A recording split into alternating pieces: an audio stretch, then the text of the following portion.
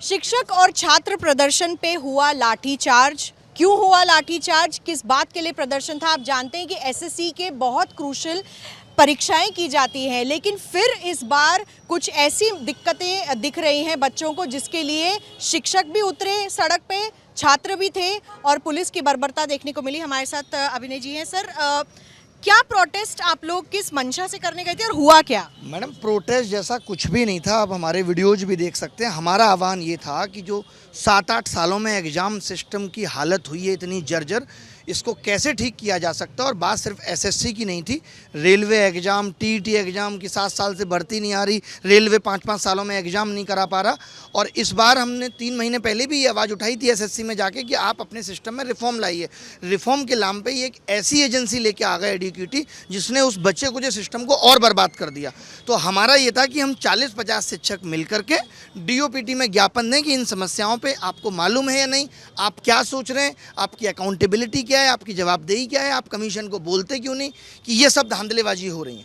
इसी चीज़ पे गए थे डीओपीटी पे। 11:30 बजे का वक्त था। 1 से 1.5 मिनट हम लोगों को पहुँचे हुए हुई थी। उस वक्त इनिशियल वो बोले कि आप 4 लोग आ जाओ, आपको मिलवाते हैं, आपका ज्ञापन दिलवाते हैं। उसके बाद अचानक से क्या है, सबको उठाना शुरू कर दिया। यही कहानी है। 1 से 1.5 मिनट का है। ऐसा नहीं कि लोग बैठ गए थे, खड़े ही थे। आप वीडियोज में देख सकती हैं। ये नहीं थे कि उठने का नाम नहीं ले रहे, खड़े थे लोग। उन्होंने कहा मिलवाते हैं, तो लोग वहीं खड़े हो गए। मार पिटाई भी हुई। और इस 18 से 20 सेकंड का ही वो इंटरवल का गैप था। इस 18 से 20 सेकंड में जब उन्होंने कहा कि हम मिलवाते हैं, उस 18 से 20 सेकंड के बीच में स्टैम्पेड हुआ और एकदम से बहुत तेज़ी से पुलिस आई और फिर बहुतों के थप्पड़ लगे, किसी को कुछ लगा, किसी को कुछ लगा, लेडीज़ भी थी। तो उस 15 से 20 सेकंड में सबको टेक ओवर कर दिया पुलिस ने और सबको अंदर डाल दिया, बसों में भर दिया। आपको क्यों लग रहा है कि ऐसा किया जा रहा है पुलिस की तरफ से? मैम देखो, जो गलती है वो एसएससी की है कि उन्होंने वेंडर उसको दिया, मतलब एडिक्विटी को, जो कि नहीं देना चाहिए। जब अच्छे तरीके से पेपर हो रहा था तो ज़बरदस्ती के ऐसे ऐसे जगह पे सेंटर दे दिए गए जो कि पूरा सेट है।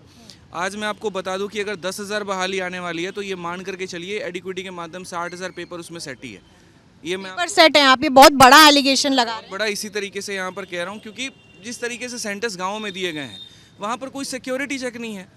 वहाँ पर कोई से आप जाओ, मोबाइल लेकर आप जा सकते हो। बच्चे अंदर से वीडियो बना के भेज रहे हैं, ये एविडेंस है। तो ये किस बात को रिप्रेजेंट कर रहा है? आप कौन सा ऐसा सेंटर है जहाँ पर आप मोबाइल लेकर के जा सकते हैं, आप वहाँ का वीडियो बना सकते हैं? तो अगर ये सारी फ्लॉज है वहाँ पर तो हम तो बिल्कुल कहेंगे कि हाँ पेपर सेट है। और जिस तरीके से कल टीचर्स के साथ में बर्बरता हुई तो स्टूडेंट्स के साथ में कितनी हो रही और जो होगी? टीचर्स हैं उनकी संख्या बहुत ज़्यादा नहीं थी, 20-30 टीचर थे टोटल कुल मिला के, बाकी मीडिया कर्मी थे। और पुलिस ने एक काम जो गलत किया वो ये किया कि पुलिस ने हमारी चीज़ को ऊपर अधिकारियों तक पहुंचने ही नहीं दिया।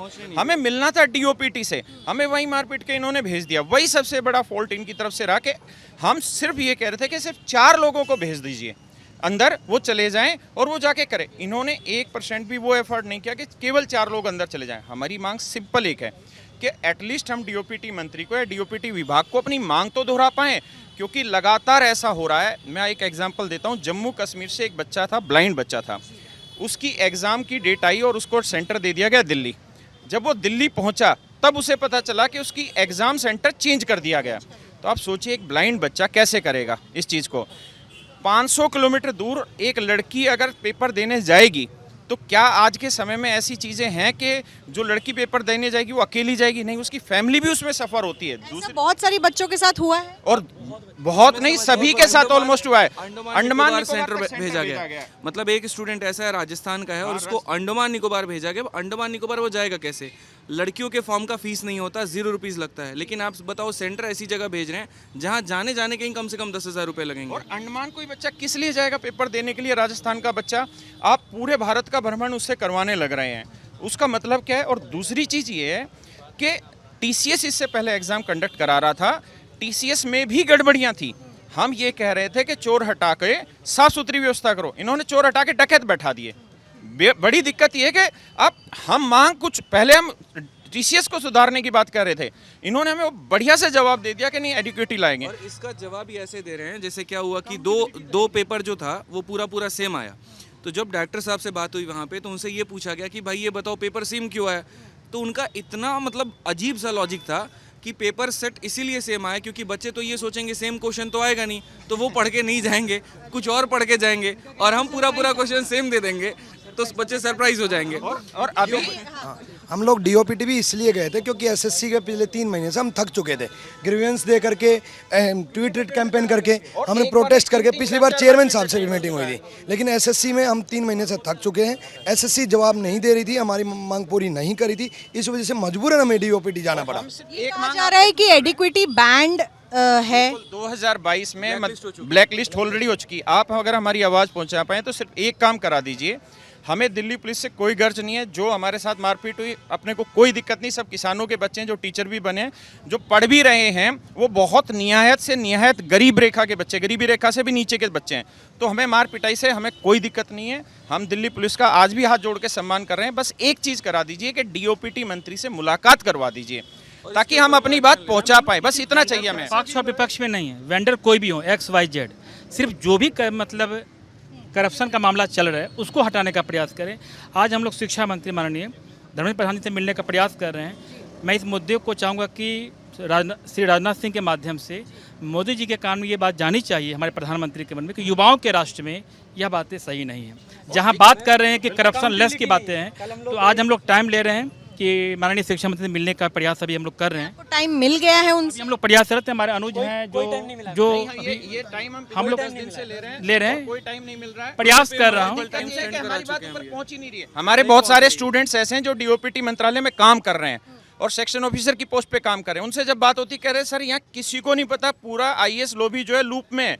हम 7:30 बजे यहाँ से निकल रहे हैं तो हमें पता चल रहा है मुद्दा क्या है। जब हम सोशल मीडिया खेल रहे हैं, देख रहे हैं, तो किसी को कुछ भी खबर नहीं है। बस यही हम दिल्ली पुलिस से चाह रहे हैं कि आप हमें रोक के कुछ हासिल नहीं होना, आप केवल 4 लोगों को मेन डिपार्टमेंट तक पहुंचा दीजिए ताकि हम अपनी बात रख लें। हमें प्रोटेस्ट नहीं करना, हमारी बात सुधार हो जाए। मुझे एक बात बताइए कि एक मिनट, मुझे एक बात बताइए कि अगर अभी आप लोग मुलाकात करने की कोशिश कर रहे हैं सरकार के तमाम लोगों से, अगर नहीं मिल पा रहे हैं या नहीं मिल पाते हैं, तो आगे की आपकी क्या रणनीति रहेगी इस धरने को? पर यह है कि 13 अगस्त से सीजल का पेपर शुरू हो जाना है और जिस तरीके से एडिक्विटी ने फेज 13 में सारी दिक्कतें की हैं कि पहले तो बच्चे का एक दिन पहले पेपर था लेकिन एडमिट कार्ड पे सेंटर का नाम नहीं है, कुछ को बहुत दूर भेज दिया, सेंटर पे जा रहा है तो सर्वर काम नहीं कर रहा। तो ये अगर बड़ी मतलब उसमें तो 20-30 लाख ही बच्चे थे, सीजल में कम से कम 35 लाख से ऊपर का क्राउड होगा और सेम प्रॉब्लम होगी वहाँ 13 अगस्त के बाद में। अब हम चाह रहे हैं कि जल्दी से इसको मिल करके सॉर्ट आउट किया जाए, लेकिन वो मिल नहीं रहे। उसके बाद बच्चे अलग अलग जगह पे प्रोटेस्ट दे रहे हैं तो उनके खिलाफ FIR कर दिया जा रहा है, लाठी चार्ज किया जा रहा है। तो यहाँ पर एक तरीके से पूरा ब्लॉक कर दिया गया कि आप आवाज़ उठा ही नहीं सकते और जिसको लेकर के सारे टीचर चिंतित है। इसी वजह पर हम विचार में 13 अगस्त से मजबूर 41 टीचर्स के खिलाफ FIR हुई है, ऐसा हमें बहुत कुछ पता चला है। दूसरी चीज़, हम आपसे एक सवाल पूछना चाह रहे हैं, आप इतने अनुभवी हैं, अब हमें क्या करना चाहिए वो बताइए। भाई हम अलोकतांत्रिक तो हो नहीं सकते क्योंकि टीचर से पढ़ाते लिखाते हैं। हम ऐसा तो है नहीं कि कोई दंगा फसाद करें, हम तो पढ़े लिखे टीचर्स हैं। हम लोकतांत्रिक तरीके से जो कर सकते थे, सोशल मीडिया पे 10 बार ट्विटर पे ट्रेंडिंग कराया, 4 नंबर तक हमारी ट्रेंडिंग 1 2 3 4 तक रहे हैं।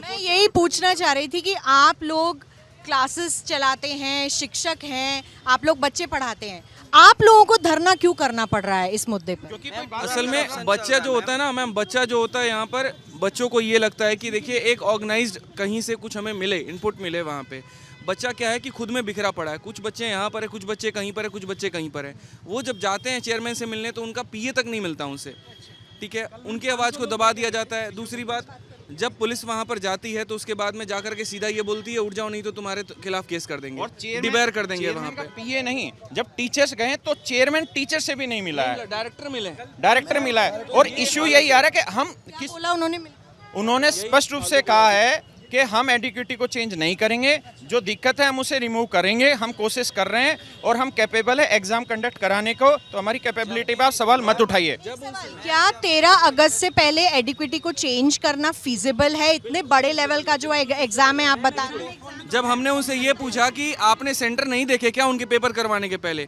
तो उन्होंने कहा जी वो हमसे वादा करके गए थे कि सेंटर अच्छे देंगे। अब ये कौन सा लॉजिक बनता है? आप MP पटवारी का पेपर देखो जो 2022 में लीक हुआ, इसी एडिक्विटी ने करवाया था।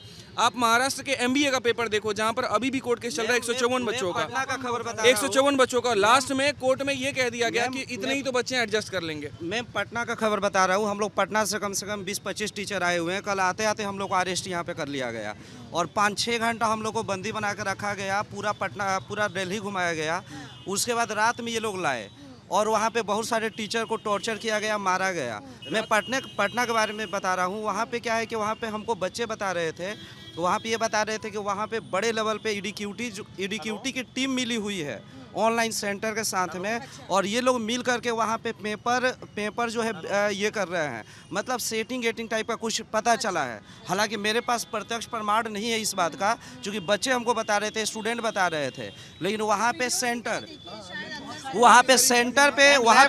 मैम वहाँ पे ना लैब में ऑनलाइन सेंटर पे ना दूसरे बच्चे किसी और के जगह पे बैठ रहे हैं और वो लोग एग्जाम दे रहे हैं। इस लेवल का करप्शन हो रहा है। जिसका पेपर है उसके साथ उसका अटेंडेंट भी जा सकता है, मोबाइल लेकर के जा सकता है अंदर तक, कोई चेकिंग नहीं हो रही। इस तरीके की बेसिक चीजों का भी ध्यान नहीं रखा जा रहा है।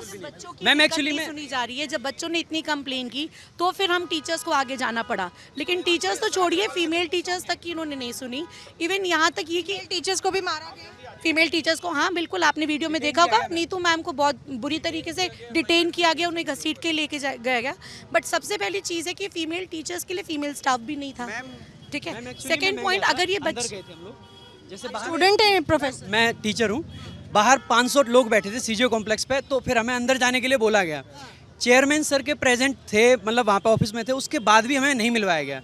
हमें अंदर ले जाया गया जिससे कि बाहर के बच्चे चले जाएं कि भाई अब तो तुम्हारी बात सुन ली गई है। अंदर जाके जब डायरेक्टर सर से हम लोग बात कर रहे हैं तो उनके लॉजिक्स ऐसे हैं कि पेपर रिपीट इसलिए कर रहे हैं जिससे कि बच्चा सरप्राइज्ड हो जाए कि देखो जी हम तो ये क्वेश्चन तो आ चुके हैं, ये नहीं पढ़ेंगे। जबकि ऑब्जेक्टिव पेपर है, ऑब्जेक्टिव पेपर में अगर किसी बच्चे को क्वेश्चन पता है, इसका मतलब आंसर पता है, एक शब्द का आंसर होता है उसमें। उसके अलावा उन्होंने ये ऐसे लॉजिक दिए कि जैसे मैंने उनसे कहा कि जब टेक्निकल असेसमेंट हुआ तो क्या आपने सेंटर्स चेक नहीं करे, तो उनका कहना था कि एडुकेटी ने हमसे वादा किया था कि हम आपको अच्छे सेंटर्स देंगे, और कहते हैं कि 40 लोगों का कोई आपसे वादा करके चला जाए कि मैं 40 लोगों का खाना लेके आऊँगा, वो 20 का लेके आए, तो आप क्या करोगे? ऐसा जवाब था इस चीज़ से बोला गया। एक में ये हम ये कह रहे हैं कि बच्चों से आप 1000 रुपये लो पेपर कंडक्ट कराने का। ये क्या कर रहा है, एडिक्विटी क्या कर रहा है कि जब बिड भरी जाती है तो जो टीसीएस है उसकी बिड हाई रहती है, एडिक्विटी की बिड 165 रुपये। हम कह रहे हैं आप 165 में दो ही मत, आप जो फीस लेते हैं उसको डबल कर लो। बच्चे जब अंडमान पेपर देने जा रहे हैं तब इतना खर्चा हो रहा है, उससे बेटर है 1000 रुपये फीस रख लो, लेकिन पेपर अच्छे से कंडक्ट करा दो। कोई ये नहीं कह रहा कि आप वैकेंसी जो जेन्युइन है वो निकाल दो, हम कह रहे हैं जितनी निकाल रहे हैं उतनी निकाल दो। आप एक बूंद पानी दे रहे हैं, लेकिन उसको 1000 टुकड़ों में तो मत बांटो, उस एक बूंद को तो हर एक बच्चे को सिस्टमेटिक दे दो। हम ये कह रहे हैं आपके थ्रू पैसे बढ़ाओ, आप 1000 रुपये लो, सब कुछ लो, लेकिन पेपर ठीक से कंडक्ट करा दो, यही हम चाहते हैं। अभी फाइनली जो आपने पूछा ना यहाँ पे टीचर्स को लेकर के, आप अभी की स्थिति देखो, ये टीचर्स के ऊपर में एफआईआर हो रहा है। एक बात बताइए, हम टीचर हैं, हम आतंकवादी नहीं है, हम यहाँ पर टेररिस्ट नहीं बना रहे हैं, हम उनको पढ़ा करके देश को बिल्ड करने का काम कर रहे हैं। आज चाहे कोई दिल्ली पुलिस में हो, कहीं पर भी हो, यहाँ का शिक्षक पढ़ाता है तब वो विभाग में जाता है, तो टीचर के ऊपर में एफआईआर करके आप कर क्या लोगे? मैं रात को 11 बजे थाने से आया हूँ और मेरे ऊपर में सेडिशन का केस लगते लगते बचा है। क्या हम देशद्रोही हैं जो हमारे ऊपर में देशद्रोह का केस लग रहा है? और इस देशद्रोह की एफआईआर लगाने वाले थे, लेकिन उसको कर करके मतलब यहाँ पर तब जो है उन्होंने मुझे एक मिनट, नीतू मैम भी हमारे साथ है। मैम, क्योंकि मैं बहुत सारे टीचर्स से बात कर रही थी, आप लोग कल प्रोटेस्ट कर रहे थे बच्चों के लिए, आपके साथ भी बहुत मार पिटाई हुई, धक्का मुक्की हुई, आपको ले जाया गया, क्या व्यवहार था पुलिस का? पुलिस इनफैक्ट इस मूड में थी कि इसको किसी भी तरीके से इन लोग को आगे नहीं बढ़ने देना है। हमारा था सिर्फ 4 लोगों को परमिशन ला के दे दीजिए, हम डीओपीटी को बता दें कि ये प्रॉब्लम्स हो रहे हैं। उन्होंने इमीडिएटली पूरा पुलिस फोर्स बुलाया है और आते ही एकदम स्टैम्पिड सा कंडीशन हुआ। मेरे बगल में जो टीचर खड़े थे उनको इतना तेज चाटा मारा गया, इतनी बुरी तरह से ढकेला गया, मैं दूसरे को पकड़ के मैं किनारे लग गई दीवार से। उसके बाद लाठी चार्ज हुआ है, लाठी से मारा गया है और हम लोग करीबन 45 लोगों को भर के बिल्कुल ज़बरदस्ती बस में उन्होंने 4 घंटे, दो बस, एक में 20 करीबन थे, एक में 45 थे, अलग अलग। एक इन लोगों को बवाना ले जाया गया, हम लोगों को आपसेहड़ा बॉर्डर, फिर वहाँ से ले जाया गया हम लोग को नजफगढ़ तरफ। उसके बीच में 2-3 टीचर्स चिल्लाने लगे कि भाई हमारा ब्लैडर फट जाएगा, हमें कहीं वॉशरूम जाने दो। फिर इन लोगों ने फील करने लगे, तब जाके बस तब भी नहीं रुकी है। हाँ, बच्चे कुछ आए हैं जिन्होंने पानी वगैरह की व्यवस्था की है गाड़ी में, हाँ, और नजफगढ़ ले जाके बस में करीबन 1 घंटा नजफगढ़ स्टेशन के बाहर खड़ी रही है बस, उसके बाद अंदर लेके गए हैं। तो आप सोचो 6 घंटे लेडीज और टीचर्स जिसमें हम खुद थे, और हम बार बार रिक्वेस्ट करते रहे पुलिस वालों से, कहा हम पैसे दे रहे हैं, कुछ पानी की बोतलें खरीदने दो, 2 सेकंड के लिए कहीं रोक दो, एक लेडीज 2 लेडीज करके उतार दो, जो बाथरूम जाएं वापसी आ जाएं, लेकिन वो भी नहीं हो। लेकिन हमारी दिल्ली पुलिस से कोई शिकायत नहीं है। हम फिर से ये कह रहे हैं, हम इतना झेल लेते हैं, इतना झेल लेंगे, हमें दिक्कत नहीं है। जो हुआ है इतना हमारे लिए कोई बड़ी चीज़ नहीं है। मैडम भी बहादुर हैं, मैडम ने भी झेल लिया, कोई उफ नहीं है। हम बस ये कह रहे हैं कि एक बार डीओपीटी से मिलवा दो।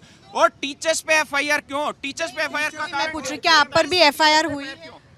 मैम टीचर्स पर भी एफआईआर हुए हैं। कल एक को तो मिल चुका है, आज उन लोग जा रहे हैं पेश होने के लिए। हम लोग के पद का अभी तक हम लोग को पता नहीं, लेकिन हाँ ये ज़रूर है कि हम लोगों का सबका कंप्लीट डिटेल लिया गया है। हमारा कहना है कि क्या हम जिस मंत्री को चुन के भेजे हैं उनसे हम 4 टीचर्स नहीं मिल सकते? हम कोई आतंकवादी, कोई क्रिमिनल नहीं है। हम सिर्फ चाहते हैं हमें उन तक ये बात पहुंचाने का मौका दिया जाए कि एसएससी क्या कर रही है। एक टीसीएस जिसमें 3-4 खामियां थी, उन सुधारने के बदले में उन्होंने हमें ऐसा परेशानी में डाला है कि आज हम एक पंखा, एक पेन और एक पेंसिल के लिए डिमांड कर रहे हैं। एक रफ पेपर देने का उनकी औकात नहीं है एडिक्वेटी के पास। उन लोगों ने ऐसे ऐसे लड़कियों को जो 17-18 साल की जो बैठ कर रील बना रही है, उनको वहाँ पे एग्जाम सेंटर के इन्विजिलेटर बना के बिठाया हुआ है। टीचर विरोध कर रहे हैं तो उसके ऊपर में एफआईआर डाल दो, टीचर्स के ऊपर एफआईआर क्यों? लाठी चार्ज कर दो, उनको मार दो, पीट दो, जेलों में बंद कर दो, शहर के बाहर ले जा करके छोड़ दो, उनको पीने के लिए पानी मत दो, और जितनी धाराएं लगा सकते हैं उतनी धाराएं लगा दो। मुझे आप लोग बताइए कि फाइनली आप लोगों की सरकार से इस वक्त क्या मांग रहेगी, और अगर आपकी मुलाकात नहीं हो पाती है डीओपीटी डिपार्टमेंट में या जो शिक्षा मंत्री है उनसे, तो क्या आप लोग आगे करने का सोच रहे हैं? मैम एक ही डिमांड है मैम हमारी कि एग्जाम सिस्टम आप फीस बढ़ाएं, बट एग्जाम सिस्टम को नीट एंड क्लीन करें। एक भी शिकायत नहीं आनी चाहिए। आप 100 रुपये फीस मत लीजिए, 1000 लीजिए। हमें ना टीसीएस से मतलब है, ना एडिक्विटी से मतलब है। हम सरकार को देख रहे हैं, आप 10 सरकारी नौकरी निकाल रहे हैं, हम 10 के लिए तैयार हैं, लेकिन वो 10 तरीके से भर दीजिए। अब ये हालत नहीं होनी चाहिए कि सेंटर्स पे 6 बजे पेपर खत्म होता है, लेकिन रात 10 बजे सेंटर से लड़कियां निकल रही हैं, क्योंकि वहाँ पे ये टेक्निकल ग्लिच बोलते हैं और इनकी दिक्कतें हैं। अब भारत इस स्टेज पे तो नहीं है कि यहाँ की और माउस के लिए हमें विरोध प्रदर्शन करना पड़े। और आप किसी तरीके से, और जो जनता सुन रही है, भाई आप हमारी मदद करिए। आप बताइए कि हम एफआईआर हो गई और क्या हम करवाएं, और कौन सी ऐसी चीज करें जिसके हम क्या थ्रू सरकार करवाएं? तक मुझे यही बताइए कि आप लोग जो हैं, आप लोग कोचिंग क्लासेस चलाते हैं, इतने बड़े लेवल पे ये जो कॉम्पिटिटिव एग्जाम्स हैं उसके लिए बच्चों को पढ़ाते हैं। बच्चे प्रोटेस्ट कर रहे हैं। एक बार पहले भी एसएससी को लेकर बहुत ज़्यादा प्रोटेस्ट हो चुका है। अब हाँ, नहीं नीट से पहले भी, नीट से पहले, और हाँ 2017 में वो भी प्रोटेस्ट हो चुका था। उसके बाद सरकार ने कहा था कि हम सब चीज़ें बदलेंगे। फिर नीट का पेपर लीक हुआ, उसको लेके प्रोटेस्ट हुआ। तो क्या बच्चे आपसे इतना कंप्लेन करते हैं कि आप लोगों को भी आना पड़ा सड़कों? 2017 के बाद बहुत प्रॉपर तरीके से स्मूथ चला सब कुछ। हमारे 3-4 शिकायतें थी कि 10th 12th और ग्रेजुएशन लेवल का पेपर सेम लेवल का कर दे रहा है टीसीएस, वेटिंग लिस्ट नहीं है, और मार्क्स टू ऑल दे देते हैं अगर वो क्वेश्चन गलत करते हैं तो। हमारे 3-4 शिकायतें थी। इन्होंने क्या किया, इन्होंने वेंडर ही चेंज कर दिया। अब वेंडर जो चेंज हुआ है उसकी ये हालत है, उनके पास प्रॉपर इंफ्रास्ट्रक्चर नहीं है। हम पेन, पेपर, माउस और की इनके लिए नहीं लड़ सकते हैं मैम। दूसरी बात है कि वहाँ पे प्रॉपर बायोमेट्रिक का अटेंडेंस प्रॉपर नहीं हो पा रहा है। कुछ भी कोई पहन के चल जा रहा है, कोई चेकिंग नहीं है। वहाँ अंदर कुछ बच्चे मोबाइल लेके भी चले गए हैं, और उसके बाद जब बच्चे आवाज़ उठाते हैं कि भाई हमारे साथ ये प्रॉब्लम हो रहा है, हमारा माउस नहीं चल रहा है, तो बच्चों को पीटा भी जा रहा है, उनको बंद कर दिया गया है, उनको रात को 9 बजे तक नहीं छोड़ा गया है, उनको हैरास किया जा रहा है। कोई प्रमाण है आपके पास?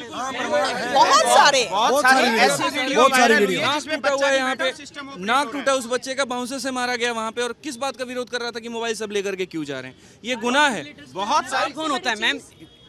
एसएससी ने ये क्लियरली मेंशन करा था, जो टेंडर फ्लोट करा था उसमें, कि जो इन्विजिलेटर्स होंगे उसमें कोई मोबाइल फ़ोन का एक्सेस नहीं होगा, किसी का भी नहीं। अभी आप लोग क्या करने की सोच रहे हैं, कहाँ जाने की सोच रहे हैं, किस कैसे आवाज़ पहुँचाएं? हम लोग कोशिश कर रहे हैं कि डीओपीटी तक हमारी बात पहुंच जाए, हमें एक मीटिंग का समय दिया जाए। हम 5 मिनट में समझा देंगे कि क्या प्रॉब्लम्स है।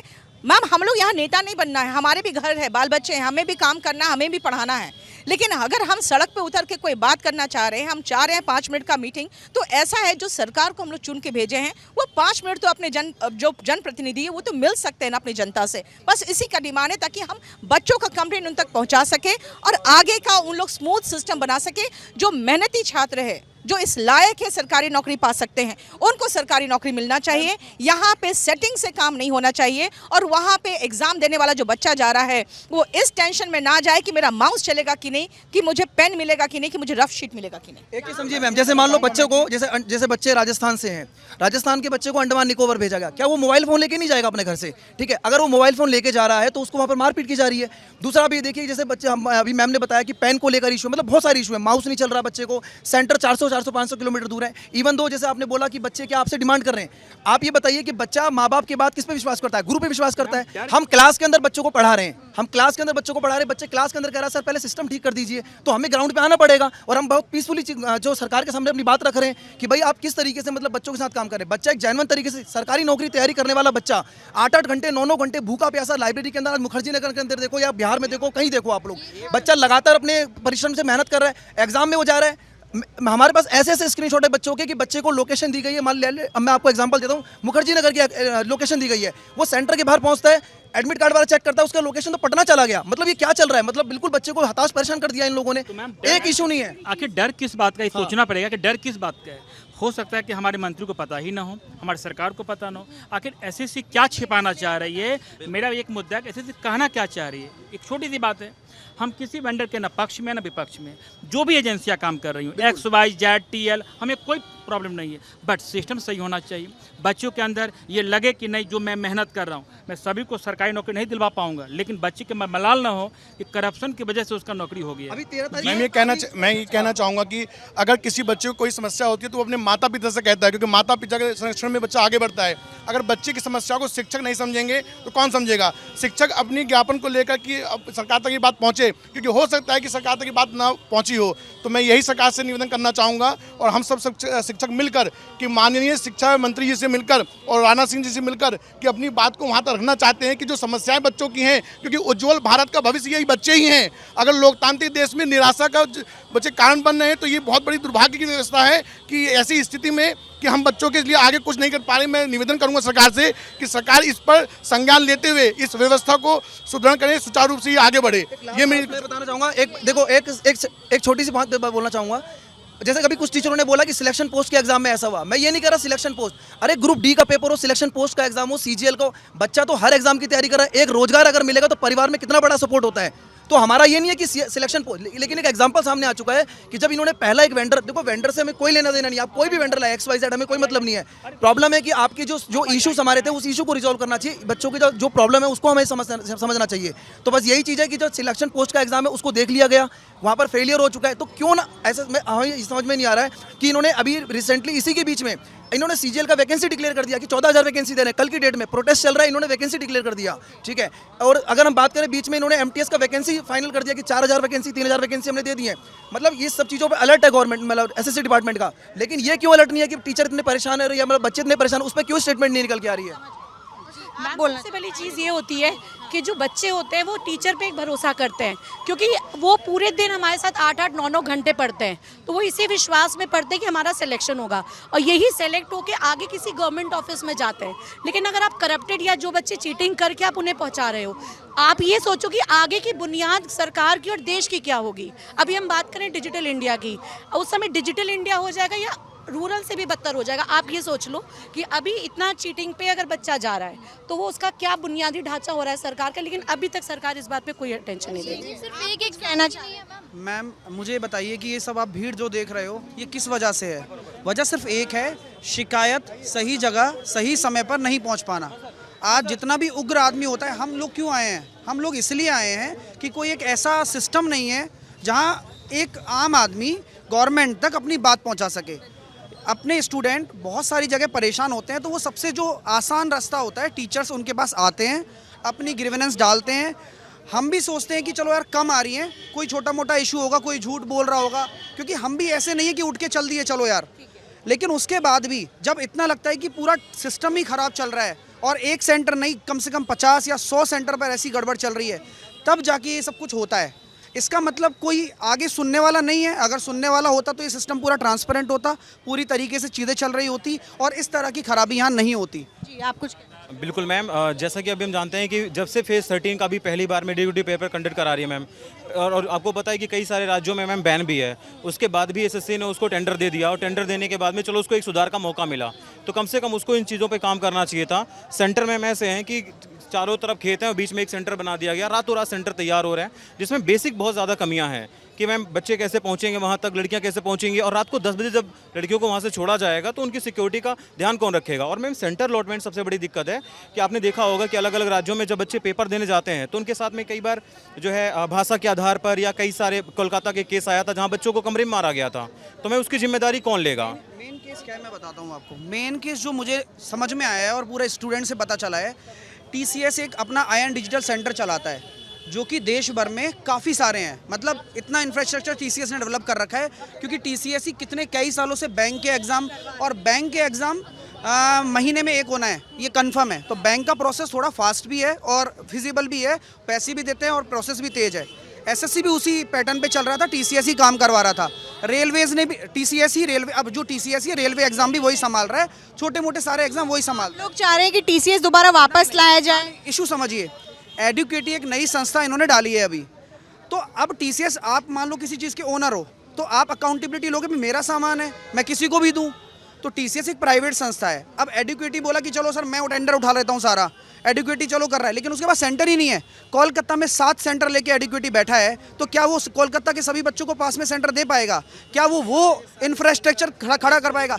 किड्स आपको पता है मैम, किड्स स्कूल सेंटर्स हैं, बच्चों के स्कूल में पीसीज लगा कर सेंटर्स बनाए गए हैं। ये फिजिबल ही नहीं है, क्योंकि आप अगर क्विक डिसीजन लोगे 3 महीने के अंदर अंदर ये सारा काम करवाओगे, एआई से पेपर बनवाओगे, जल्दी किसको है भाई? ढंग से बनवाओ, जो चल रहा था वैसे चलने दो। आपका जब तक इंफ्रास्ट्रक्चर डेवलप नहीं हो जाए तब तक करवा लेते। अब इतना बच्चा सड़क पर है, 13 तारीख को पेपर है, क्या ये सही है?